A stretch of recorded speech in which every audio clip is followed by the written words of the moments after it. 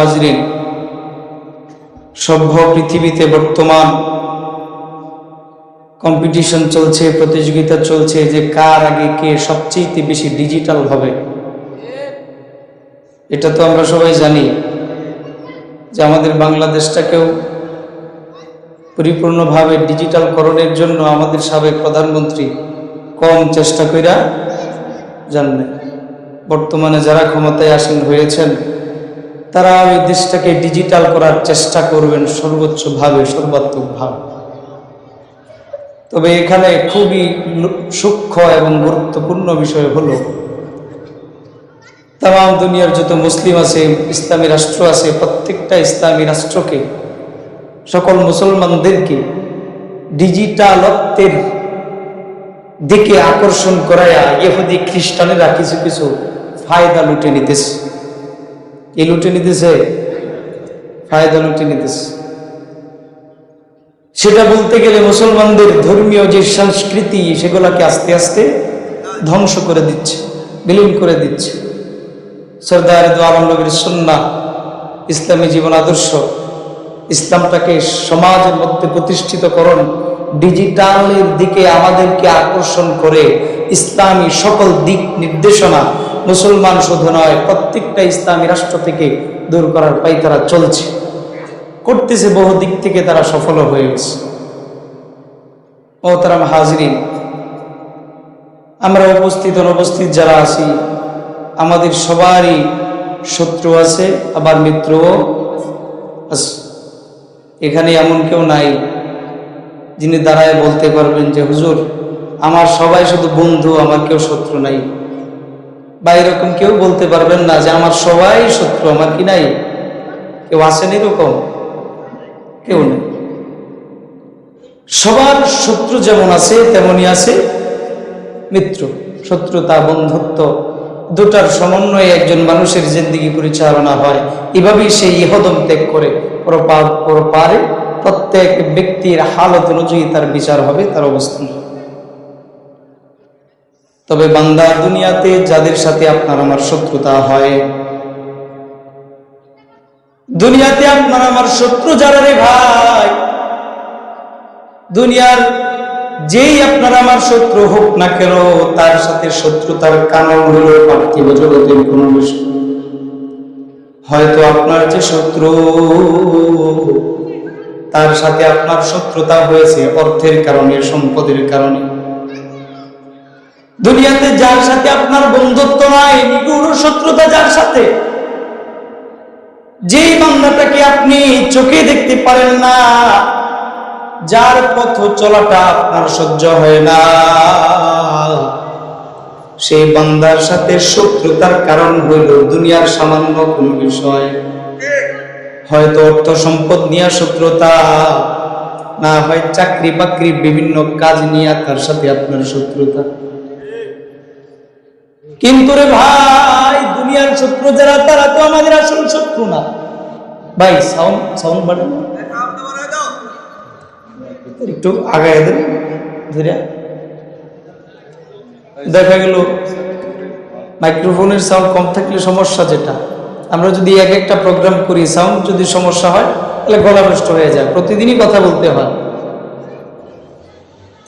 এটা সরাই বলে বের করে দেন, থাকুক এখানে। চলো, বলতেছিলাম দুনিয়াতে আমাদের শত্রু যারা, ধন সম্পদ, অর্থ সম্পদ নিয়ে যাদের সাথে আপনার আমার আদাওয়াত, শত্রুতা, তারা কিন্তু আপনার আমার আসল শত্রু নয়। জিজ্ঞেস করবেন কেন? কেন হুজুর সে আমার আসল শত্রু নয় কেন? ভাইরে, আপনার জিজ্ঞাসার উত্তর হবে রে ভাই, যে ব্যক্তির সাথে আপনার সম্পদ নিয়ে শত্রুতা, কোন প্রসেস কাটায় যদি আপনার সমস্ত সম্পদ সে আত্মসাৎ করে ফেলায়, সেই সম্পদের কারণে কিন্তু ময়দানে মাহশরে আপনি জাহান্নামী হবেন না। ও ভাই, আদাওয়াত করে যদি আপনার একটা হাত বান্দা কাইটা ফেলাই, হাতের কারণে কিন্তু বান্দা আপনাকে জাহান্নামে যেতে হবে না। তাহলে ভাই আমাদের আসল শত্রুকে? আসল শত্রু হইল ওই শত্রু যারা আদাওয়াতের কারণে, শত্রুতার কারণে আপনার আমার ঈমানটা বিকল হয়ে যায়, আপনার আমার ঈমান নষ্ট হয়ে যায়, সেই হইল আপনার আমার শত্রু। কোন কারণে যদি আপনার সমাজে, আপনার দেশে, আপনার রাষ্ট্রে, আপনার পরিবারে অনৈতিক কোন শত্রু লাগাতের কারণে যদি ঈমানটারে ঠিক রাখা কঠিন হয়ে যায় রে বান্দা, সে হইল তোমার প্রকৃত আস্তি শত্রু, তোমার অর্থ সম্পদের শত্রু। যে তারে প্রতিহত করার তো তেমন প্রয়োজন না, কিন্তু যারা আদাওয়াতের কারণে তোমার ঈমান নষ্ট হয়ে যায়, তাকে প্রতিহত করা তোমার উপরে ফরজ হয়েছে। গাজওয়াতুল হিন্দ নামক কিতাবের মধ্যে লেখক বর্ণনা করেছেন, তামাম এই দুনিয়ার মুসলমানদের শত্রু হইল দুইটা দল। কয়টা দল ভাই? আরো জোরে বলেন, কয়টা দল? লিল মুসলিমিনা দুব্বাব। তামাম দুনিয়াতে যত ইসলামী রাষ্ট্র আছে, তামাম দুনিয়াতে যত রাষ্ট্রে যত মুসলিম মানুষ আছে, সকল মুসলমানদের গুরুতর শত্রু হলো দুইটা। আউয়ালুহু ইবাদুল আসনাম, এক নাম্বার শত্রু যারা, তারা হলো মূর্তি পূজক। তারা কি? আর জোরে বলেন, তারা কি? শত্রুর পরিচয় জানেন মিয়া? সারা জীবন তো যার সাথে খেতে আইলুয়া টানাটুনি ধাক্কা ধাক্কি, হের মাথায় বাড়ি দেওয়ার লাগে রেডি হয়ে রয়েছেন, কিন্তু খেতে আইল যদি ছুটে যায় আপনি তো জাহান্নামে হবেন না। ও ভাই, 100 টাকা নিয়ে আপনার এক ভাইয়ের সাথে দ্বন্দ্ব, ঝামেলা, আদাওয়াত, শত্রুতা, এটা তো আপনাকে জাহান্নামে টেনে নিয়ে যাবে না? এটা তো আপনার প্রকৃত শত্রু না। আমাদের প্রকৃত শত্রুকে কি আমাদের চিনতে হবে না ভাই? লিল মুসলিমিনা আদুওয়ান, মুসলমানদের শত্রু কয়টা? আরো জোরে বলেন, কয়টা? এক নাম্বার ইবাদুল আসনাম, এই দুনিয়াতে বসবাসরত যত ধরনের মূর্তি পূজক আছে, সকল মূর্তি পূজক হইল মুসলমানদের প্রধান শত্রু। কারা কারা বলেন না, সবাই বলেন। পিছনের বলতেছেন না, আপনারা কি মূর্তি পূজা করেননি? মন্দিরে যায় সাজদা টাজদা দেননি? আর নেতার সামনে যায় মাথা ঝোঁকা, এলে বলতেছেন না কেন? মুসলমানের প্রধান শত্রু কারা? আরো জুড়ে বলেন, প্রধান শত্রু কারা? ভয় পায় যে আমগো পার্শ্ববর্তী রাষ্ট্র মনে হয় মূর্তি পূজক রাষ্ট্র, এর লাগে আমরা ডরের কিছু আসেনি ভাই? এখন শরীরে রক্ত আছে, আমগো শরীরে কি রক্ত নাই? আরে তাদের পাওয়ার আর তাদের ভয় দেখানোর মাধ্যম তো হলো দুনিয়ার অল্প স্বল্প কিছু সাজ সরঞ্জাম, ওই গোলা বারুদের কিছু ট্যাঙ্ক, কয়েকটা বিমান, কয়েকটা বন্দুকের নল, এইগুলোই তো। আর ইমানদারের পাওয়ার কিন্তু বন্দুকের নলের উপরে নয়, ওই গোলা বারুদের ট্যাঙ্কের উপরে নয়। ইমানদারের পাওয়ার পক্ষে বল, জবানে নারে তাকবীর, হাসতে যখন তলোয়ার নিয়ে মুজাহিদ আল্লাহু আকবার ধ্বনি দিয়ে যখন জিহাদের ময়দানে ঝাঁপিয়ে পড়ে, সেখানে যত শক্তিশালী শত্রুই থাকুক না কেন, পালিয়ে যেতে বাধ্য হয়, কি হয় না?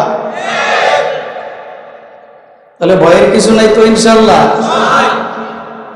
সব ক্ষমতার মালিকের হাতে, আল্লাহ পাকের হাতে। ভয় যে আমগো নাই, এটার প্রমাণ ছোট্ট একটা প্রমাণ একটু ইশারা দিয়ে দেখাই দিই। ইসলামের প্রথম যুদ্ধ কোনটা আপনারা জানেননি? আপনারা বলেননি? বদর। বদর কোন যুদ্ধ বলতে পারবেন? বদর যুদ্ধে সাহাবা কয়জন ছিলেন? 300। কাফের কয়জন ছিল? 1000। তার 313 আর 1000-এর ব্যবধান কেমন ছিল? 313-র কাছে বেশ কয়েকজনের কাছে মাত্র তলোয়ার, আর বাকিরা হাতে নিচে খেজুরের ডাল। কিসের ডাল? ঢালও নাই, ঘোড়াও নাই, তলোয়ারও নাই। 313। ওদিকে তাদের বিপক্ষে তাদের প্রতিপক্ষ যারা লোক হইল 1000, সবার কাছে ঘোড়া, না হয় তলোয়ার, না হয় তীর, না হয় ঢাল, সবকিছু আছে। কিন্তু এই সশস্ত্র বাহিনী 1000-এর উপরে 300-দেরকে বিজয় দান করেছেন কে? ভারত ভটকা মারা দেশ, গর্ভবতী দেশ, কি বলে? ফেডুলা দেশ না ভারত? ফেডুলা দেশ তোমরা বড়, ঠিক আছে, কিন্তু আল্লাহ পাক বাহ্যিকভাবে যারা বৃহত্তর বড় হয় সাহায্য তাদেরকে করেন না, খুলুসিয়ত যাদের ভিতরে বেশি আল্লাহ পাক তাদেরকে সাহায্য করেন। ও ভাই মুসলমানদের 1 নম্বর শত্রু কারা? কথা কিন্তু ভুলে যায় না। 1 নম্বর শত্রু কারা? 1 নম্বর শত্রু হইল মূর্তি পূজক। যদি আপনি জিজ্ঞাসা করেন কেমনে কেমনে, আদালত হইতে গেলেও তো কিছু কারণ লাগে। আপনার সাথে যদি আমার ঝগড়া হয়, কিলাকিলি মোড়ামুড়ি হয়, এটার একটা কারণ থাকবে না যে কোন কারণে কিলাকিলি হয়? টাকা নিছেন আমার কাছ থেকে জোর করিয়া, আমার ভাইয়ের মাথার বাড়ি মারছেন, আমার কোনো জিনিস ক্ষতি করছেন, একটা কারণ তো আছে। যদি ভাই জিজ্ঞাসা করেন যে ইবাদুল আসনাম যারা, এরা কেমনে মুসলমানের শত্রু, এটার প্রমাণ দিতে গেলে আমাদেরকে যেতে হবে আমাদের পূর্ববর্তী আল্লাহর যত প্রতিনিধি আছে তাদের যুগে। ও ভাই যদি আমাদের বলি আমাদের জাতির পিতা হযরত ইব্রাহিম খলিলুল্লাহর কথা, হযরত ইব্রাহিম খলিলুল্লাহর শত্রু কারা ছিল জানেননি? জোরে বলে। অনেকেই হয়তো বা জানেন না রে ভাই। কেন জানেন না? ইসলামের ধারে কাছে তো আসেন না। যেগুলা জানলে আপনার আমার ঈমানের ফায়দা হবে, ইসলামের ফায়দা হবে, ওইগুলার ধারে কাছে আমরা আসার সময় পাই না দুনিয়াবি কাজের কারণে। ইব্রাহিম খলিলুল্লাহর পিতা কি ছিল? কি ছিল? মূর্তি পূজক। ও ভাই বাবা, ইব্রাহিমের প্রধান শত্রু যারা, প্রধান শত্রু ছিল মূর্তি পূজক। আপনার আমার জাতির পিতাকে যারা অগ্নিকুণ্ডে নিক্ষেপ করেছিল তারাও ছিল মূর্তি পূজক। ইব্রাহিম খলিলুল্লাহ যখন আল্লাহর তাওহীদের কালিমার দাওয়াত দেন, ইব্রাহিম খলিলুল্লাহকে প্রত্যেকটা ঘাটে প্রত্যেকটা ধাপে ধাপে যারা বাধা দিয়েছিল, কষ্ট দিয়েছিল, তারা কারা ছিল? ও ভাই যদি বলি হযরত মুসা কালিমুল্লাহর কথা, মুসা কালিমুল্লাহর বেলায় মূর্তি পূজকরা মুসা কালিমুল্লাহর বিরোধী ছিল। ও ভাই যদি বলি হযরত ঈসা রূহুল্লাহর কথা, তিনার ইতিহাস যদি ঘাটতে যায়, তিনার প্রতিপক্ষ যারা ছিল তারাও ছিল মূর্তি পূজক। ও ভাই যদি বলি অন্যান্য নবীদের কথা, হযরত সালেহ, হযরত ইয়াকুব, হযরত ইউসুফ সহ যত নবীরা ছিলেন প্রত্যেকের শত্রু কারা ছিল? জোরে বলেন কারা ছিল ভাই? ও ভাই মুসলমানের প্রধান শত্রু যারা, 1 নাম্বার প্রধান শত্রু হইল মূর্তি পূজক ইবাদুল আসনাম। লেখক এবার 2 নাম্বার শত্রুদের কথা বলতেছে।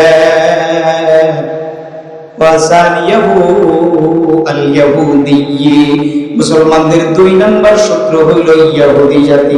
2 নম্বরে কারা? জোরে বলে 2 নম্বরে কারা? ইহুদি জাতি। এই 2টা জাতি হলো মুসলমানদের গুরুতর শত্রু। ইব্রাহিম খলিলুল্লাহর বেলায় ইব্রাহিম আলাইহিস সালামকে খোঁচা দেয় মূর্তি পূজকেরা, আর মূর্তি পূজকদেরকে উস্কানি দিয়া দেয় ইহুদিরা। কারা? ইহুদিরা। ঈসা রূহুল্লাহকে ডাইরেক্ট আঘাত করেছিল ইহুদিরা, আর মূর্তি পূজক যারা ছিল তারা ইহুদিদেরকে পিছন দিক দিয়া উস্কানি দিয়ে দিত, যাও যাও খোঁচা দাও, যাও যাওয়ার হাত করো। তারা 2 দল, একজন এক দল আর এক দলের বন্ধু, আর এই উভয় বন্ধু আমাদের, বলেন বলেন আমাদের শত্রু। তাই বলে আমগো দেশের মূর্তি পূজক যারা, হেরা কিন্তু আমগো শত্রু না, কারণ এরা আমাদের প্রতিবেশী। প্রতিবেশীদের কাজ হলো সবাই মিলেমিশে একটা রাষ্ট্রের মহব্বতে বসবাস করা। এমনি দেহা করে মেরে দেওয়ার লাগে এবার উস্কানি দিতেছি না, এমনি একবার তো একটা ঘোষা খাইয়া এলাম, আচ্ছা যাক আল্লাহ হেফাজত করো। তা মুসলমানের শত্রু কয়টা ভাই? জোরে বলেন কয়টা?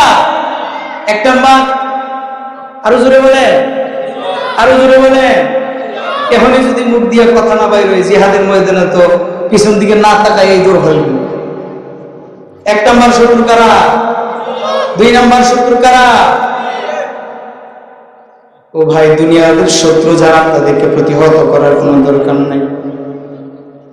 কেউ যদি তোমার 10,000 টাকা আত্মসাৎ করে মাইরা খায় ফেলায় রে ভাই, সেই আত্মসাৎকারী ময়দানে মাহশারে তোমার কাছে মাথা নিচু করে তোমার কাছে সওয়াল প্রতিদান দেবে।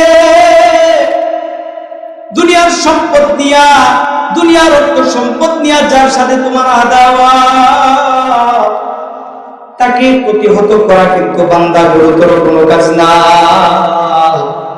প্রতিহত তুমি করবা ওই শত্রুকে, যে শত্রুর কারণে তোমার পরিবারের ধর্ম ঠিকায় রাখা যায় না, যারা দাওয়াতের কারণে বান্দা তোমার সমাজ ইসলামী সংস্কৃতি ঠিক রাখা যায় না, যারা দাওয়াতের কারণে বান্দা তোমার রাষ্ট্রে ইসলামটাকে টিকায় রাখা যায় না, এই শত্রুদের বিরুদ্ধে বান্দা তোমাদের প্রতিপক্ষ হতে হবে, প্রতিবাদ করতে হবে। ও ভাই, দুনিয়ার অর্থ সম্পদের শত্রু যারা, ওই বান্দার গোড়াকে প্রতিহত করার মাধ্যম হলো লাঠি সোটা গালমন্দ, বাহ্যিক পাওয়া, শারীরিক পাওয়া। কিন্তু বান্দা দ্বীন ইসলামের শত্রু, তামাম মুসলিম জাহানের শত্রু যারা, তাদেরকে প্রতিহত প্রতিঘাত করার একটা মাধ্যম আছে। কয়টা মাধ্যম? আরো জোরে বলে। এবং সেই মাধ্যমটাকে আল্লাহ আমাদের উপরে ফরজ করে দিয়েছেন। কি করে দিয়েছেন? নামাজ আমাদের উপরে কি, রোজা আমাদের উপরে কি, অর্থ হইল যাকাত দেওয়া কি, অর্থ হইল হজ করা কি, আছে তো। কিন্তু বান্দা এই ফরজের বাইরে আবার একটা গুরুতর ফরজ আছে। আল্লাহ জাল্লা শানুহু ডাইরেক্টলি বলছেন, কুতিবা আলাইকুমুল কিতাল, আমি রব তোমাদের উপরে আমি আল্লাহর রাহে জিহাদ করাকে ফরজ করে দিলাম। কি করা কি ভাই? আরো জোরে বলেন, কি করা কি? ও ভাই, তোমার প্রধান দুই শত্রুকে যদি প্রতিহত করতে হয়, প্রতিঘাত করতে হয়, রাস্তা কেবলমাত্র একটা, সেটা কি?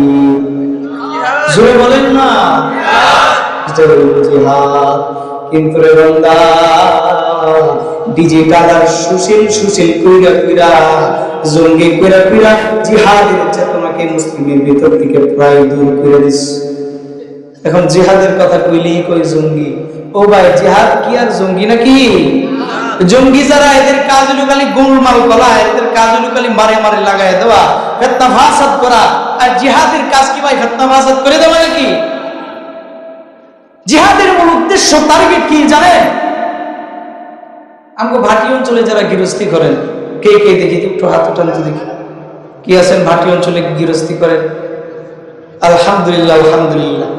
ও ভাই, আপনারা কৃষক, আপনারা গৃহস্থ, আপনাদের কারণেই যারা কোটিপতি, তারা পায়ের উপরে পা তুলে খানা খাইতে পারে। যদি আপনারা আমার মতো গৃহস্থ না থাকতো, হাজার কোটি টাকা থাকলেও পায়ের উপরে পা তুলে খানা খাইতে পারত না। আল্লাহু আকবার। আল্লাহ হয়তো মানুষের কাছে মর্যাদা নাই, আল্লাহ পাকের কাছে কিন্তু মর্যাদার কোনো কমতি। আপনারা ভাটি অঞ্চলে যারা যান, পানি যখন কমে যায় তখন ক্ষেতটারে সাইজ বাইজ করার লাগে কুদাল খুন্তি লইয়া যান না খেতে যায়। প্রথম কি কাজ করেন বলেন? বলেন না, কি বাঁধেন? আরো জোরে বলেন। আইল বাঁধেন। কেন? পানি থাকার জন্য, আমার ক্ষেতের যে নির্ধারিত পরিমাণ একটা অংশ চিহ্ন, ওইটাকে ঠিক রাখার জন্য। এই সব দিক মিলায়া ক্ষেত করার আগে আইল বান্দা ফরজ না নফল? জোরে বলেন না, ফরজ না নফল? ক্ষেতের আইল বান্দা যেরকম ফরজ, বান্দা জিহাজ করা যেরকম ফরজ। ক্ষেতের আইল না বানলে বান্দা যেমন ক্ষেতের মধ্যে বল পাওয়ার জন্য পানি ধরে রাখা সম্ভব না, ও বান্দা ক্ষেতের আইল ঠিক না রাখলে যেমন ভাবে ক্ষেত ঠিক রাখা সম্ভব না। কোন ইসলামী রাষ্ট্রের মুসলমানদের ভিতর থেকে যদি জিহাদ বিকট হয়ে যায়, জিহাদের চেতনা যদি বান্দাদের দিলের ভিতর থেকে সরে যায়, সেই বান্দাগুলোও কিন্তু তাদের ভিতরে ইসলাম তারে টিকায় রাখা সহজ হবে। আল্লাহ বলেছেন, কুতিবা আলাইকুমুল কিতাল, এই জন্য আমি আল্লাহ তোমাদের উপরে জিহাদ কি করে দিয়েছি। আরো জোরে বলেন, কি করে দিয়েছি? আপনার আমার শত্রু কয় দল? এক নম্বরে। জোরে বলেন, দুই নম্বরে। তো ভাই, যদি দুইটারে সাইজ করতে হয় তাহলে কাজ কয়টা? জোরে বলেন, কি? জিহাদ ফি সাবিল। ও ভাই, কেউ যদি আল্লাহর রাস্তায় জিহাদ করতে যায়, সেই বান্দার ফায়দা কি জানি? আমরা যখন কখনো কখনো পদচারণা কইরা আমাদের গন্তব্যে যাই, কখনো যদি বাজারে যাই, কখনো যদি কোথাও সফরে যাই, প্রথমে চিন্তা করি কোন রাস্তায় গেলে তাড়াতাড়ি গন্তব্যে যাওয়া যাবে। চিন্তা করি কি করি না? চিন্তা করি ভাই। জিহাদ হইল ভাই এমন এক ফজিলতের কাজ, এমন একটা ফরজ বিধানের কাজ। কেউ যদি বান্দা জিহাদের ময়দানে শামিল হয়, সেই বান্দাটা জান্নাতে যাইবে, মাওলা পাকের ডাইরেক্ট জান্নাতে। বান্দা জিহাদের ময়দানে মারা যাবে, বান্দা মৃত্যুর পরে জান্নাত, আর তার মধ্যে কোনো ধরনের কোনো পর্দা থাকবে না। জিহাদ বড় দামি জিনিস। ও ভাই মুসলমানের শত্রু দুইটা, দুইটার প্রতিহত প্রতিঘাত করতে গেলে কাজ একটা, জিহাদ ফি সাবিলিল্লাহ। যে জিহাদের কথা আমরা এখন জানি না, যে জিহাদের ব্যাপারে এখন পারিবারিক ভাবে কোনো আলোচনা নাই, যে জিহাদের ব্যাপারে মসজিদে কোনো আলোচনা নাই, যে জিহাদের ব্যাপারে বান্দার দুই বন্ধুর মধ্যে কোনো আলোচনা নাই, জিহাদটা আল্লাহ পাক দিয়েছেন বান্দাদের উপরে তাদের সংস্কৃতি ধরে রাখার জন্য। জিহাদটাকে আল্লাহ পাক ফরজ করেছেন ইসলামটাকে পৃথিবীর বুকে টিকায় রাখার জন্য। অথচ আমাদের এই ধর্মটাকে টিকায় রাখার জন্য যেটা সবচেয়ে দরকার, সেই জিহাদের চেতনা তো আপনার আমার ভিতরে নাই। বলবেন হুজুর জিহাদ করার তো জায়গা নাই। বলি হ্যাঁ, জিহাদ করার তো জায়গা নাই, কিন্তু প্রস্তুত হয়ে থাকে। জিহাদ করার জায়গা খুব সামনে, আমাদের অতি সন্নিকটে চলে আসছে। জিহাদ করার সময় খুব সামনে আপনার আমার চলে আসছে। গাজওয়ায়ে হিন্দের নাম শুনছেন কোনদিন আপনারা? গাজওয়ায়ে হিন্দ কয়জন শুনছেন? একটু দেখি তো হাতগুলা। আর বাকিরা আমরা গাজওয়ায়ে হিন্দ সম্পর্কে জানি না। গাজওয়ায়ে হিন্দ মানে কি? একটু এক কথায় আমি বলে ফেলি। এই ভারতবর্ষ সরদার দো আলম নবী আজ থেকে প্রায় 1450 বছর আগে, কত বছর আগে? 1450 বছর আগে ভবিষ্যৎবাণী করে গেছেন পৃথিবীতে একটা জায়গার নাম হলো হিন্দ। তখনকার সময়েও হিন্দুস্তান ছিল, ওইটা অন্য আর একটা নাম ছিল। সরদার দো আলম নবী বলেন সেই হিন্দের মধ্যে মুসলিম এবং মূর্তি পূজক এই দুই কওমের মধ্যে যুদ্ধ হবে। কি হবে? কাদের মধ্যে? মূর্তি পূজক এবং মুসলিম দুই দলের মধ্যে জিহাদ হবে, মুজাহিদ যুদ্ধ হবে, এবং সেই যুদ্ধের মধ্যে মুসলিমরাই বিজয় লাভ করবে। সুবহানাল্লাহ। নবীজি সাল্লাল্লাহু আলাইহি ওয়াসাল্লাম বিজয়ের সুসংবাদ দিয়েছেন আরো 1450 বছর আগে। ও ভাই, জিহাদ পিছনে যায় না, এটা আমাদের, বলেন বলেন, এটা আমাদের সামনে। কিন্তু যেইটা আমাদের সামনে, সেইটার ব্যাপারে আপনার আমার কোনো খবর নাই, সেইটার ব্যাপারে আপনার আমার কাছে কোনো জ্ঞান নাই, সেইটার ব্যাপারে আমরা জানিও না, শুনিও না, আমাদের ভিতরে কথোপকথন নাই, কোনো ধরনের কোনো আলোচনাও নাই। ও ভাই, মুসলমানদেরকে ডিজিটাল ঐক্যের ছায়ার মধ্যে ফেলা, ডিজিটাল যুগের আবর্তনে ফেলা, এদেরকে জিহাদ থেকে দূরে সরাই দিতেছে। আর কাফির মুশরিক যারা আছে, কিভাবে প্রত্যেকটা মুসলিম রাষ্ট্র, ইসলামের রাষ্ট্র তাদের আয়ত্তে নেওয়া যায় এই চেষ্টা করতেছে। দেখতেছেন না আফগানিস্তানের কি হাল? আল্লাহ আল্লাহ আল্লাহ হেফাজত করুক। তবে আশা রাখি ইনশাআল্লাহ যাদের দিলের ভিতরে খুলুসিয়ত আছে, আল্লাহর ভয় আছে, কি নিয়ত কেবলমাত্র আল্লাহর সন্তুষ্টি, কোনো না কোনো একদিন আল্লাহ জাল্লা শানুহু তাদেরকে বিজয় দান করবেন ইনশাআল্লাহ। তো ভাই, যে হিন্দুস্তানের জিহাদের ব্যাপারে আমাদের জানার দরকার, ওইটা আমরা জানি না। সামনে আসতেছে আমাদের ওই জিহাদের সময়। জিহাদের ব্যাপারে উহুদ যুদ্ধের পরে সাহাবায়ে আজমাইন বেশ কয়েকজন মসজিদে নববীতে বসে বসে একজন আরেকজনের সাথে গল্পগুজব করতেছেন। একজন সাহাবী আরেকজন সাহাবীর ডাক দিয়া কয়, বন্ধুরে, আমরা যদি জানতে পারতাম যে আল্লাহ পাক কোন কাজ করলে বান্দারে ভালোবাসে, আমরা আল্লাহর ভালোবাসা পাওয়ার জন্য সেই কাজটাই জমিনে প্রতিষ্ঠিত করতাম। সাহাবায়ে কেরাম নিজেদের ভিতরে আলোচনা করতেছেন দুনিয়ার জমিনে, কিন্তু ভাই তাদের কথার পছন্দ হয়েছে আমার আল্লাহর কাছে অধিক। সেই আল্লাহ জাল্লা শানুহু জমিনে বিচার ফয়সালা করলেন আসমানে। রব্বি কারীম আয়াত নাযিল করে জানায় দিয়েছেন, ও আমার নবীর সাহাবারা, এই কাজগুলো যদি তোমরা করো আমি আল্লাহ জাল্লা শানহু তোমাদেরকে ভালোবাসবো।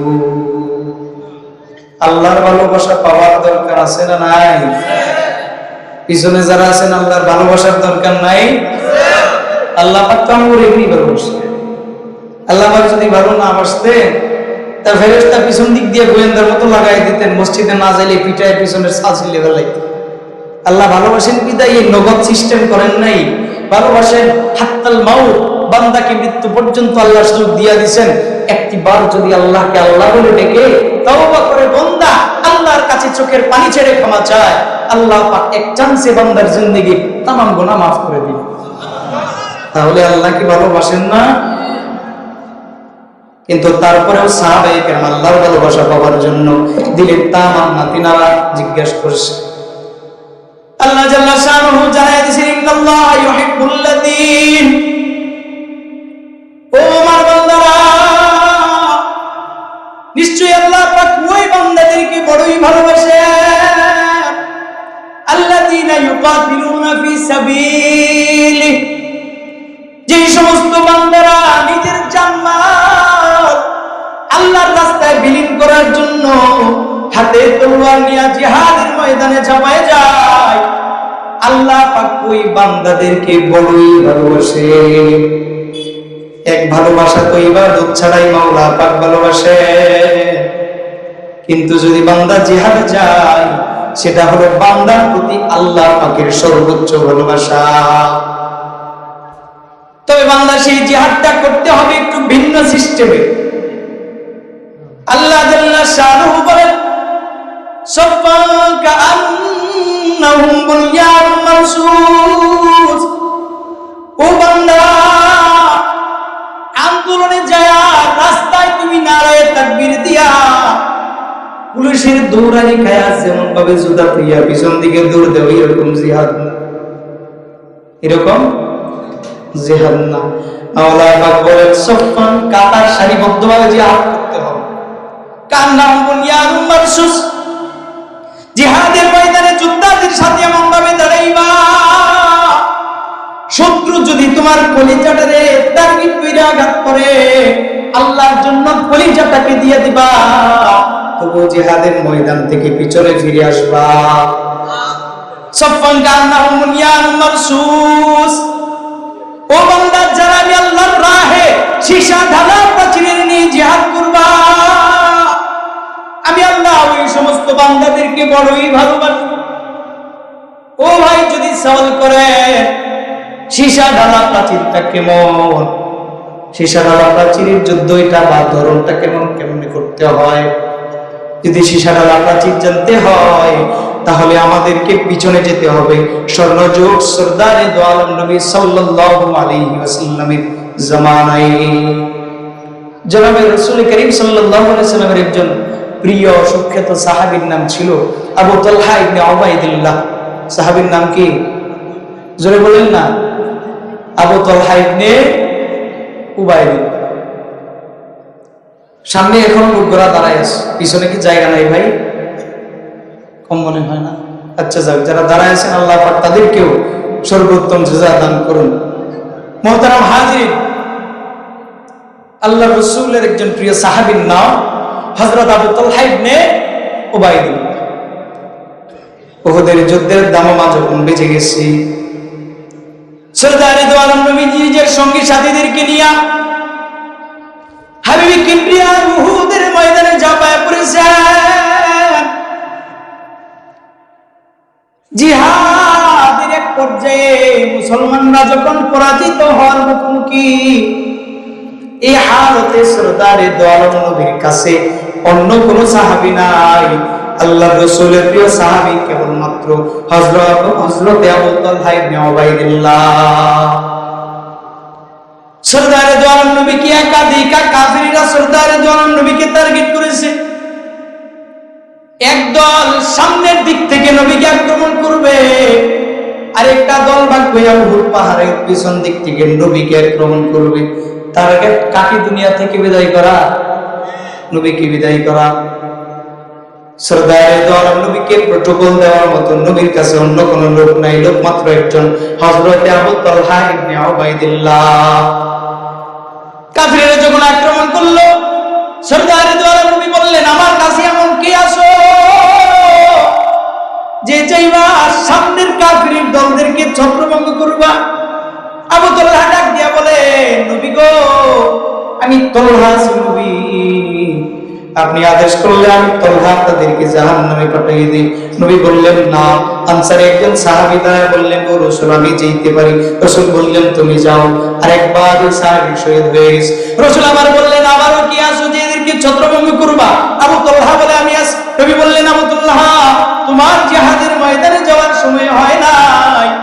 আরেকজন আনসারী দাঁড়ায় বললেন, রাসূল, আমি আসি। আরেকজন সাহাবী গেলেন।